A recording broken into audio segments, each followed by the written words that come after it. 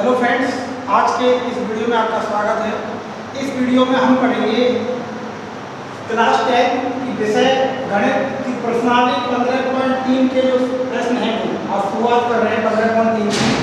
और सूत्र वही लगाइए त्रिज्यखंड, वृत्तखंड, अर्धवृत्त, चतुर्थांश और वृत्त वाले। तो प्रश्नावली का क्या नाम है वो बताया, वृत्त से संबंधित आकृतियों का क्षेत्रफल और परिमाण। मैंने आज जो 2-4-5 प्रश्न पढ़ पाएंगे उन प्रश्नों को मैंने साइड में उतार रखा है। ये हमारी बुक के ही प्रश्न हैं और 15.3 का जो पहला प्रश्न है वो ये लिख रहा है, आपके पास बुक है, अपनी बुक में देखिए। 14 सेमी भुजा के वर्ग 14 सेमी भुजा के वर्ग में बने अंतर्वृत्त की परिधि ज्ञात कीजिए। 14 सेमी भुजा के वृत्त 14 सेमी भुजा के वर्ग में बने अंतर्वृत्त की परिधि ज्ञात कीजिए। इस प्रश्न को हर कोई सॉल्व कर सकता है, पर इसका चित्र ध्यान से समझे, इसके चित्र को ध्यान से समझे कि ये आपका एक वर्ग है। ये आपका क्या है? एक वर्ग। इस जो वर्ग है, इसकी जो वर्ग की जो भुजा है वो 14 सेमी है। इसके अंदर यानी अंदर लिख रहा है तो इसके अंदर एक वृत्त बन रहा है इस तरीके से, जो इस वर्ग की चारों भुजाओं को स्पर्श करेगा।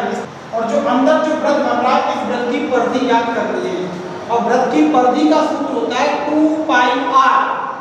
इसका मतलब परिधि यदि आपको ज्ञात करनी है इसकी परिधि, तो आपको सूत्र लगाना पड़ेगा 2πr। और 2πr का मतलब 2 का मान 2, पाई का मतलब 22/7 और r का मतलब वृत्त की त्रिज्या। यानी आप इस प्रश्न को तभी कर सकते हैं जब आप वृत्त की त्रिज्या आसानी से निकाल सकते हैं। तो ये त्रिज्या भी आसानी से निकल सकती है, समझिए। ये वर्ग की भुजा है, तो बताओ ये क्या होगा? ये वृत्त का व्यास होगा। ये क्या होगा? वृत्त का व्यास। और ये वृत्त का व्यास होगा, तो इसका मतलब ये व्यास भी 14 का होगा। और व्यास 14 का होगा तो इसकी जो त्रिज्या होगी वो त्रिज्या कितनी होगी? 7। इसकी जो त्रिज्या होगी वो होगी 7। तो इसकी त्रिज्या होगी 7। अब देखिए लिखना क्या है आपको? वही लिखना है जो यहाँ पे लिख रहा है, देखिए इधर। यानी जो आपका वर्ग है, वर्ग के अंतर्गत बने, वर्ग के अंतर्गत या अंदर, तो वर्ग में बने अंतः जो वृत्त है, इस अंतर्वृत्त का जो व्यास है, अंतर्वृत्त का व्यास वो वर्ग की भुजा के बराबर होगा। यानी वर्ग के अंदर जो वृत्त बना है, वर्ग के अंदर जो वृत्त बना है उसका व्यास वर्ग की भुजा के बराबर है। अर्थात जो व्यास है वो वर्ग की भुजा 14 सेमी के बराबर है। और व्यास 14 है तो व्यास का मतलब होता है 2r। तो 2r है 14 सेमी, तो आपकी r है 14/2 यानी कि 7 सेंटीमीटर। यानी आपकी त्रिज्या है 7 सेंटीमीटर। फिर आप लिखोगे अंतःवृत्त की परिधि। अंतःवृत्त की परिधि का सूत्र आ गया 2πr। 2 का मान 2, पाई का मान 22/7 और r का मान 7। तो 7 से कट जाएगा 7, 2 का मान 2 गुणा 22 कर देना, आपका 44 सेंटीमीटर आ जाएगा। तो इस तरीके से आपने इस पहले प्रश्न को देखा। ये तो बहुत सरल है, केवल आपको इस चित्र में ध्यान देना है कि ये वृत्त है, ये वर्ग है, वर्ग के अंदर जो है ये वृत्त है। तो इस वृत्त और वर्ग में देखें कि ये तो है वर्ग की भुजा और ये है वृत्त का व्यास, और ये दोनों बिल्कुल बराबर हैं। तो यही मैंने लिखा है कि दोनों अंतर्वृत्त का व्यास और वर्ग की भुजा समान है, इसलिए व्यास 14 तो त्रिज्या 7 और त्रिज्या 7 की परिधि का सूत्र 2πr और परिधि आपकी आ गई 44 सेंटीमीटर। तो अब दूसरे प्रश्न को ध्यान से पढ़ें। तो दूसरा प्रश्न क्या है? एक वृत्त की परिधि, एक वृत्त की परिधि और त्रिज्या का अंतर। यानी कोई एक वृत्त है तो किसी वृत्त की परिधि और त्रिज्या का अंतर 74 सेमी है। किसी वृत्त की परिधि और त्रिज्या का अंतर 74 सेमी है तो उस वृत्त का क्षेत्रफल ज्ञात करो। वृत्त के क्षेत्रफल का सूत्र क्या होता है? हर कोई जानता है, पाई r²। तो तो यानी क्षेत्रफल के लिए जो मेन माप है वो है r। यदि आपको r पता है तो क्षेत्रफल आसानी से निकाल सकते हैं। लेकिन यदि हम इस प्रश्न को ध्यान से देखें तो यहाँ पर त्रिज्या का जिक्र तो हुआ है लेकिन त्रिज्या नहीं है। ये 74 सेमी क्या है, ये परिधि और त्रिज्या का अंतर है। इसलिए आपको पहले त्रिज्या ज्ञात करनी पड़ेगी, तभी आप इस क्षेत्रफल को निकाल सकते हैं। अब क्वेश्चन नंबर दूसरा करते हैं। तो यहाँ पर हमसे बात करिए वृत्त के बारे में, तो हम लिखते हैं वृत्त के लिए, और वृत्त के लिए जो त्रिज्या है यानी r वो हमें पता नहीं। और वृत्त की यदि आपको त्रिज्या नहीं पता तो प्रश्न में आपको जो कुछ लिख रहा है यानी क्या लिख रहा है, परिधि और त्रिज्या का अंतर, इसको हम लेकर त्रिज्या निकाल सकते हैं। यानी आपको चलना है प्रश्न अनुसार। प्रश्न अनुसार का मतलब जो दे रखा आपको वो लिखना है। आपको लिखना है यानी परिधि, यानी जो आपकी वृत्त की परिधि है तो वृत्त की परिधि माइनस त्रिज्या बराबर 74 सेंटीमीटर। मैंने माइनस क्यों लिखा है, उसमें हिंदी में लिख रहा है वृत्त की परिधि और त्रिज्या का अंतर 74 है, तो मैंने वही लिखा ये परिधि और ये त्रिज्या और अंतर का मतलब माइनस। और आपको पता है परिधि बड़ी होती है बजाय त्रिज्या के, इसलिए अब मैं यहाँ पर संकेत का इस्तेमाल करूंगा। यानी त्रिज्या का संकेत r होता है तो परिधि का जो मान है वो r के पदों में ही लिखना है, यानी एक तरीके से सूत्र लिखना है। तो परिधि का सूत्र लिखोगे आप 2 पाई r और त्रिज्या की जगह लिखोगे r बराबर 74 सेंटीमीटर। यानी आपका ये एक समीकरण बन गया r। 2 गुणा पाई का मान 22/7, r का मान r माइनस r बराबर 74। तो इस तरीके से ये आता है 44r/7 माइनस r बराबर 74। बटे लगा दिया 1, एलसीएम ले तो 7, यह आएगा 44r माइनस 1 का भाग 7 में लिया 7 बार 7 गुणा करेंगे तो 7r बराबर 74। अब क्या करेंगे, 44 में से 7 घटाएंगे तो आपका बचेगा 37r/7 बराबर 74। अब यदि r का मान चाहिए तो 37 और 7 को उधर भेजेंगे, 7 चला जाएगा ऊपर, 37 आ जाएगा नीचे, तो जगह थोड़ी सी कम बच रही है, इसलिए आप यहाँ पे लिखें r बराबर 74 जो है ये नीचे उधर जाके ऊपर हो जाएगा, 37 नीचे आ जाएगा, तो यह आएगा 7/37। 37 से 74 दो बार बढ़ जाएगा, 37 तो 74 होता है। अब r का मान आएगा 2 गुणा 7 यानी r बराबर 7 दूनी 14। अब देखो ये अंतर किसमें था आपका, सेमी में, तो त्रिज्या भी आपकी किसमें आ जाएगी, सेमी में। यानी आपने वृत्त की त्रिज्या आसानी से निकाली। कैसे निकाली, परिधि और त्रिज्या का अंतर 74 रखा, परिधि का सूत्र 2 पाई है, त्रिज्या को आगे दिया, अब हमने 2 पाई का मान 22/7, 2 पाई का मान 2 गुणा 22/7 यानी 44r/7 लगभग कभी इसको घटाया 37r/7 बराबर 74। r का मान निकाला तो काटने के बाद 14 आया। अब आपको निकालना है वृत्त का क्षेत्रफल। वृत्त के क्षेत्रफल का सूत्र हो गया पाई r स्क्वायर। पाई का मान 22/7, r का मान 14, स्क्वायर 2 बार लिखेंगे 14 × 14, 7 से कट जाएगा 14 2 बार, 2 गुणा 22 करेंगे तो 44 × 14, तो 14 × 56, 8 से 5 4 56, 56 में 5 जोड़िए तो 61, 616 ये क्षेत्रफल है। इसलिए इसमें जो त्रिज्या का मान रखता है उसके ऊपर स्क्वायर लग जाएगा, इसलिए क्षेत्रफल आएगा सेमी स्क्वायर में, यानी 616 वर्ग सेंटीमीटर। तो देखा आपने ये दूसरा प्रश्न तो ऐसा ही है। हाँ, किसी दिन मान लो ये सवाल तो परिधि और त्रिज्या के अंदर है, किसी दिन आपका यही सवाल बन सकता है किसी वृत्त की परिधि और व्यास का अंतर। अब जैसे परिधि कितनी है और व्यास, तो परिधि और जैसे ये तो परिधि और त्रिज्या का अंतर है, किसी दिन ये परिधि और व्यास का अंतर वाला प्रश्न भी बन सकता है। तो आपको यहाँ पे क्या करना है, केवल इतना फर्क पड़ेगा कि ये व्यास आया तो आपको यहाँ 2r लिखकर तब आपको ये समीकरण बना के हल करना पड़ेगा। तो आप ध्यान रखें जैसे ये परिधि और त्रिज्या का अंतर है, ऐसे कभी परिधि और व्यास के अंतर से भी इसी तरीके का प्रश्न बनाया जा सकता है। तो देखा आपने दूसरा प्रश्न भी बिल्कुल नॉर्मल प्रश्न है।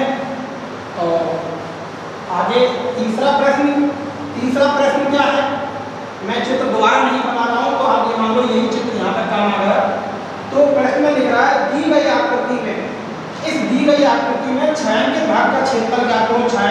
भाग किया है और इसमें OA 3 सेमी की है और कोण AOB जो है वो 90 डिग्री का है। अब आप चित्र को ध्यान से देखिए तो थोड़ा समझा देता हूँ। ये आपका वृत्त है, ये केंद्र है और ये हमने खींची जीवा। हम जानते हैं वृत्त की जीवा वृत्त को दो असमान भागों में विभाजित करती है। विभाजित मतलब बांटती है। तो दो भाग, एक भाग जैसे आपका ये बच गया छोटा और एक भाग बड़ा हो गया, कई वालों में बच गया पूरा। तो वृत्त के दो भाग हो गए, छोटा एक बड़ा। तो ये दोनों जो भाग हैं ये वृत्तखंड कहलाते हैं। छोटा भाग कहलाता है लघु वृत्तखंड, बड़ा भाग कहलाता है दीर्घ वृत्तखंड। वृत्तखंड की परिभाषा क्या है? वृत्त की जीवा और उस जीवा के संगत चाप द्वारा घिरा हुआ क्षेत्र वृत्तखंड कहलाता है। और यदि वो चाप लघु चाप हुआ तो लघु वृत्तखंड और वो चाप दीर्घ चाप हुआ तो दीर्घ वृत्तखंड। तो आप देखिए तीसरे सवाल में जो छायांकित भाग है ये लघु वृत्तखंड है और लघु वृत्तखंड का क्षेत्रफल अधिकांश बच्चे जानते हैं। यानी आप समझे क्वेश्चन नंबर यदि आप 3 करें तो आप कहोगे दी गई आकृति में छायांकित भाग एक लघु वृत्तखंड है, एक लघु वृत्तखंड है जिसके लिए लघु वृत्तखंड का क्षेत्रफल का सूत्र जानते हैं। एक बार सब बच्चे बोलो क्या सूत्र है? थीटा बटे 360 pi r square minus 1/2 r square sine theta. यानी इस सूत्र को आप ध्यान से पढ़ें, समझे या बोले या सुने तो आपको दो मेन माप होगी, त्रिज्या और थीटा। त्रिज्या वृत्त की त्रिज्या कितनी है? 3। तो इस सवाल में जो आर है वो 3 सेंटीमीटर है। आर है 3 सेंटीमीटर। और थीटा की बात करें तो थीटा आपका है 90, यानी जो कोण AOB है वो 90 डिग्री है। तो वही यानी जीवा द्वारा केंद्र पर नामित कोण लघु वृत्तखंड में थीटा का काम करता है, यानी 90 डिग्री। तो त्रिज्या है 3 सेमी जो OA है, तो इसमें त्रिज्या का काम कर रहा है OA जो 3 सेमी है और थीटा का काम कर रहा है कोण AOB जो 90 डिग्री का है। अब आपको निकालना है छायांकित भाग का क्षेत्रफल। सूत्र कौन सा लगाना है? जिस आकृति का ये छायांकित भाग है। तो आकृति कौन सी थी? ऊपर लिख दिया मैंने लघु वृत्तखंड। तो सूत्र दोगे थीटा बटे 360 pi r square minus 1/2 r square sine theta. इस प्रश्न को आप स्वयं कर सकते थे पर अभी मैंने करा दिया है तो इसकी कैलकुलेट करेंगे, मतलब मान रखने के लिए आएगा 90/360 पाई का मान 22/7 आर का मान 3 गुणा 3 माइनस 1/2 आर का मान 3 गुणा 3 साइन 90। इसमें साइन 90 का मान 1 होता है, जानते हैं। इस तरीके से हल करेंगे तो 9 से 36 4 बार और कटेगा नहीं, 2 3 4 2 से 22 कटेगा 11 बार। तो 3 3 9 गुणा 11 99 बटे 7 दूनी 14 माइनस 3 3 9 बटे 2 इंटू साइन 90 का मान 1। यदि आप इसमें एलसीएम लें तो एलसीएम आएगा 14 तो ऊपर आएगा 99 माइनस 2 का भाग 14 में 7 बार 7 63। यदि इसको घटाएं तो 9 में से 3 गए, 9 में से 3 गए तो 6 और 9 में से 6 गए तो 3 बटे 14। 2 से काटे तो 18, 2 से काटे तो 7। 7 का इसमें भागें 7 दूनी 14 बच गया 4 कौन लग गए 40 हो गए, 40 हो गए 7 5 35 बच गए 5 50 7 49 लगभग 2.57 वर्ग सेंटीमीटर। तो इसको थोड़ा स्पीड से दूर बताया मैंने कैलकुलेट को, लेकिन आपको यहाँ तक जो मैंने अच्छी तरह समझाया आपको ये चीज़ ध्यान रखनी है। और ये आपने पहले भी ऐसे कई प्रश्न 15.2 में सीख लिए थे। तो इस तरीके से आपने देखा छायांकित भाग एक लघु वृत्तखंड है और लघु वृत्तखंड का क्षेत्रफल आप निकाल सकते हैं। चौथा जो प्रश्न है वो क्या है? एक वृत्त का परिमाप, परिमाप यानी परिधि, और वर्ग का परिमाप बराबर है, यानी वर्ग का परिमाप और वृत्त का परिमाप दोनों बराबर हैं। तो उनके क्षेत्रफलों का अनुपात ज्ञात करना है। यानी दो चीज है में वृत्त और वर्ग। तो पहले हम बात करते हैं वृत्त की और वर्ग की मेन माप होती है भुजा और त्रिज्या। तो माना एक वृत्त है, माना जो वृत्त आपको दिया है, माना जो वृत्त है वृत्त की त्रिज्या को हम स्मॉल r यानी जो संकेत दिया है मैंने, वर्ग की त्रिज्या भुजा को R और A कहा है। तो प्रश्न में हमें जो दे रखा था, यदि हम उसके अनुसार चलें, प्रश्न के अनुसार यदि हम चलें तो हमें क्या दे रखा है, हमें दे रखा है वृत्त का परिमाप और वर्ग का परिमाप बराबर है। वृत्त का परिमाप बराबर है वर्ग का परिमाप। दोनों के सूत्र में लिखाए हैं। वृत्त का परिमाप यानी परिधि, वृत्त का परिमाप यानी जो आपके सामने जो परिमाप लिख रहा है, परिमाप का मतलब होता है परिधि। लिख देता हूं यहां पर। तो परिधि का सूत्र आपने पढ़ा है 2 पाई r, r ही लिया है यूनिट त्रिज्या को, और वर्ग का परिमाप होता है 4 गुना भुजा, भुजा को एक हाथ में, इसलिए मैं 4a कह सकता हूं इसे 4a। अब यहाँ पे हम मान रखें 2 का मान 2, पाई का मान 22/7, r का मान r बराबर 4 गुना। देखिए हमें चाहिए क्षेत्रफलों का अनुपात, हमें चाहिए क्षेत्रफलों का अनुपात, इसलिए क्षेत्रफलों का अनुपात तभी निकल सकता है जब इनकी भुजा और त्रिज्या में संबंध आ जाए। यानी आप समझे क्या कहना चाहता हूँ। जैसे आपके सामने यहाँ पे जो आया है वो क्या है, देखो 2 गुणा 22/7 गुणा r बराबर 4 है। तो आप r का मान निकालना चाहें तो a के पदों में आएगा 4 गुणा a गुणा 7/2 गुणा 22, यानी आप r को इधर रहेंगे, बाकी को उधर लीजिए, तो 7 ऊपर 2 और 22 नीचे, और काटेंगे तो 2 से 22 कटेगा, 2 से 22 कटेगा, सॉरी 2 से 4 कटेगा 2 बार, 2 से 22 कटेगा 11। तो यानी r का जो मान है वो 7a/11 होगा। त्रिज्या का मान होगा 7a/11। यदि a को इसके नीचे लिया है तो r/a का मान 7/11 त्रिज्या, और तो r/a बराबर a को इसको नीचे ले आएंगे तो ये बचेगा 7/11। यानी आज तो इसने पूछा है क्षेत्रफलों का अनुपात, किसी दिन आपसे इनकी त्रिज्या भुजा में अनुपात पूछे तो त्रिज्या भुजा का अनुपात है 7/11 यानी 7:11। तो इसमें तो क्षेत्रफलों का अनुपात पूछा है तो आप क्षेत्रफल का अनुपात निकालना, पर ये आपका त्रिज्या भुजा में एक संबंध आया है। अब हम क्षेत्रफलों का अनुपात निकालें तो हम निकालेंगे वृत्त तथा वर्ग, जो प्रश्न दिए हैं इनके क्षेत्रफलों का अनुपात। तो ऊपर आएगा वृत्त का क्षेत्रफल यानी पाई r स्क्वायर, नीचे आएगा वर्ग का क्षेत्रफल यानी भुजा स्क्वायर, भुजा मतलब a स्क्वायर। अब आपको यहाँ पे मान रखना है या तो r का या a का। अब ये आपकी मर्जी किसका रखें, a का रखना चाहो a का, तो r का मान रखना चाहे तो r का मान रख सकते हैं। तो इसमें आपको आगे पूरा ये कैलकुलेट करना है। ध्यान से देखो कैसे करते हैं। पाई का मान 22/7 इंटू r का मान रखें तो r का मान है 7a/11। r का मान r इस बार में देखो 7a/11 गुणा 7a/11। तो पाई का मान रख दिया, r का मान रख दिया, फिर है मेन बटा, फिर नीचे है a स्क्वायर। तो इस तरीके से मैंने r का मान रखने ही किया। अब यहाँ पे आप देखें तो 7 से कट जाएगा 7, 11 से कट जाएगा 22 कितनी बार, 2 बार, तो ऊपर बचेगा 7 दूनी 14, 14a/11 मेन बटा a स्क्वायर।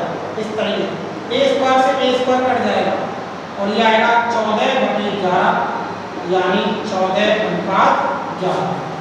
इस तरीके से ये इनका अनुपात आता है 14:11। वृत्त और वर्ग के क्षेत्रफलों का अनुपात होता है, इनका सूत्र रखेंगे दोनों का पाई r स्क्वायर बटे a स्क्वायर यानी भुजा स्क्वायर।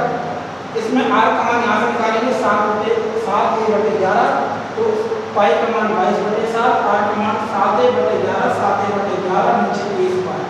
इसको कैलकुलेट किया तो 7 से 7 कट गया, 11 से 22 2 बार कट गया, तो ऊपर आया 7 में 14 a स्क्वायर बटे 11, a स्क्वायर से a स्क्वायर कट गया 14/11 यानी 14:11। इस तरीके से हमने वृत्त और वर्ग के क्षेत्रफलों का अनुपात आसानी से निकाल लिया। तो देखो परिमाप आपके पास हैं दोनों के, और वैसे संख्यात्मक मान नहीं पर संबंध है, तो उन्हीं संबंध के हिसाब से हम त्रिज्याओं और भुजाओं में संबंध निकाल सकते हैं। तो त्रिज्या और भुजा में ये संबंध आया है r बराबर 7a/11 अनुपात के साथ। तो इस तरीके से आप वृत्त और वर्ग के क्षेत्रफल का अनुपात निकालेंगे, इस सूत्र को लगा के ऐसे मान रख सकते हैं। तो आपने देखा ये चौथा जो प्रश्न है ये भी आपका सरल है लगभग, तो इसे आप स्वयं करके और देखें एक बार। इसी तरह उल्टा प्रश्न हो सकता है कि क्षेत्रफल समान है तो परिमापक का अनुपात ज्ञात कीजिए। तो अपने हिसाब से आपको उसके प्रश्न को देखकर समझना है। इसके बाद हम पांचवें प्रश्न की बात करें तो पांचवा प्रश्न आपका 7.2 में आ चुका है। इस तरीके का सेम तो नहीं है, संख्या अलग होगी। तो एक वृत्ताकार पार्क है जिसकी त्रिज्या 3.5, एक वृत्ताकार पार्क की त्रिज्या 3.5 मीटर है। इसके चारों ओर 1 मीटर चौड़ा फुटपाथ बना हुआ है। तो ज्यादा उस दिन जो पढ़ाया था उस दिन बहुत अच्छी तरह समझाया था। तो यानी आपका ये एक तरीके से पार्क है चौड़ा, जिसकी त्रिज्या है 3.5 मीटर। इसके चारों ओर जैसे ये बाहर चारों ओर इस तरीके से बनाते हैं तो ये एक फुटपाथ है, फुटपाथ पैदल चलने का रास्ता। तो ये एक रास्ता है बाहर चारों ओर, जिसकी हम चौड़ाई की बात करें तो प्रश्न अभी दे रखे ये चौड़ाई 1.4 मीटर। तो जो आपके सामने फुटपाथ है ये दोनों वृत्तों के बीच की जगह है। और ऐसे जो दो वृत्त होते हैं इन्हें कहते हैं दो संकेंद्रीय वृत्तों द्वारा घिरा हुआ क्षेत्र। घिरा मतलब परिबद्ध क्षेत्र, जिसे नई आप नाम से बोलते हैं वलय यानी रिंग की आकृति। तो जो इसका जो फुटपाथ है ये वलय की आकृति का है और वलय के क्षेत्रफल का सूत्र होता है बड़े वृत्त का क्षेत्रफल माइनस छोटे वृत्त का क्षेत्रफल। तो बड़ा वृत्त तो बाहर वाला है, ये छोटा वृत्त है। तो छोटा वृत्त तो है पार्क, छोटा वृत्त तो है पार्क और बड़ा वृत्त बना है दो चीजों से यानी फुटपाथ और पार्क से। तो इसलिए सबसे पहले हम पार्क की बात करें तो पार्क छोटा वृत्त है। तो पार्क की बात करें तो मैं लिख रहा हूं पार्क की त्रिज्या, पार्क की त्रिज्या छोटा वृत्त है इसलिए इसकी त्रिज्या को छोटा आर नाम देता हूं। और आर है आपकी 3.5, आर है 3.5 मीटर, आर है 3.5 मीटर यानी छोटे वृत्त की त्रिज्या 3.5। इसके चारों ओर जो फुटपाथ है, इसके चारों ओर जो फुटपाथ है उस फुटपाथ की जो चौड़ाई है वो 1.4 मीटर कह रहा है प्रश्न। इस फुटपाथ की जो चौड़ाई है 1.4 मीटर है। तो अब हम बड़े वृत्त की बात करें तो हमको लिखना पड़ेगा फुटपाथ सहित, फुटपाथ सहित पार्क यानी दो चीज हो गई, फुटपाथ पार्क में हो गए, फुटपाथ सहित पार्क। तो ये बड़ा वृत्त बन गया। फुटपाथ सहित जो पार्क है, इस पार्क की जो त्रिज्या है वो बड़े वृत्त की त्रिज्या इसलिए इसको देता हूं कैपिटल आर। और यह कितनी हो जाएगी पता, देखो बड़े वृत्त की त्रिज्या की बात करें तो ये कंप्लीट ये होगी, तो गहरी कर रखे तो इसमें समझने की कोशिश करें इसको। तो ये होगी आपकी, अब इसमें क्या होगा यहां तक तो हो गई 3.5 और 1.4 और जुड़ गया तो ये आपकी बड़ी आर हो गई या छोटी आर हो गई। तो बड़ी आर के लिए आप क्या करोगे 3.5 में फुटपाथ जोड़ोगे 1.4 और यह आएगा 3 और 4 5 यानी 4.9 मीटर दोनों हो गई। अब आपको क्या करना है, इस फुटपाथ का क्षेत्रफल चाहिए, फुटपाथ का आपको क्षेत्रफल चाहिए। यदि आपको फुटपाथ का क्षेत्रफल चाहिए तो आपको लगाना है दो संकेंद्रीय वृत्तों द्वारा घिरा हुआ क्षेत्र का क्षेत्रफल यानी वलय का क्षेत्रफल। तो इसके लिए क्या करोगे, पाई बड़ा आर स्क्वायर माइनस छोटा आर इसको लगा सकते हैं या दूसरा रूप लगाना जब हम इसका गुणनखंड करते हैं क्या ए स्क्वायर माइनस बी स्क्वायर गुणनखंड ये होता है पाई ब्रैकेट में बड़ा आर प्लस छोटा आर और बड़ा आर माइनस छोटा आर। आप ऊपर वाला सूत्र लगाएं चाहे नीचे वाला कोई सा भी सूत्र लगाएं, आपको कोई परेशानी नहीं है। तो ये आपका सही रहेगा। तो पाई का मान आप रखें 22/7, आर का मान बड़े आर का मान 4.9 प्लस छोटे आर का मान 3.5। दूसरी कोष्ठक में सेम 4.9 माइनस 3.5। अब यदि आप इसको जोड़े घटाएं तो यह आएगा जोड़ने पर 9 और 9 5 14 यहाँ से 4 3 7 इनटू इसको घटाएं, इसको जोड़ा और इसको घटाएं तो अपन 9 में से 5 लेंगे तो 4 और 4 में से 3 लेंगे तो 1.4। यदि आप काट दे 7 से ये काट दो 4 वो काट दो 7 से इसे काटे तो 7 दूनी 14 यानी 0.2 पॉइंट का ध्यान रखें ये आपका आता 0.2। अब इनको आपको गुणा करना है। देखो 22 गुणा 2 करो 44 और 44 गुणा कर दीजिए 84 से, आराम से करें। 4 चौक 16 80 1 4 32 और 1 33 दोबारा करें 4 चौक 16 हाथ 4 8 32 और 33 जोड़े तो 6 और 3 9 और 3 और 3 6 और 3 3696। अब देखो पॉइंट के बाद एक अंक यहाँ पर, पॉइंट के बाद एक अंक वहां पर, तो यानी पीछे से 2 अंक छोड़ के आप पॉइंट लगाएंगे तो ये आएगा 36.96। ये क्षेत्रफल है तो मात्रक स्क्वायर आएगा मीटर स्क्वायर। तो आपने देखा कि पांचवा जो प्रश्न है फुटपाथ, तो फुटपाथ का जो क्षेत्रफल है वो भी हमने निकाल लिया। तो ये प्रश्न, इस तरीके का प्रश्न आपने 15.2 में भी आपने करे थे, 2-3 प्रश्न थे ऐसे। तो ये प्रश्न भी आपका दोबारा रिपीट हो गया है 15.3 में। तो देखा, इसमें आपके पास वलय का सूत्र लगा के इसको नॉर्मल तरीके से कर सकते हैं। तो आज के लिए ये 5 प्रश्न, और कल के वीडियो में जो शेष जो 15.3 के जो शेष प्रश्न जो रह रहे हैं उनको हम कंप्लीट करेंगे।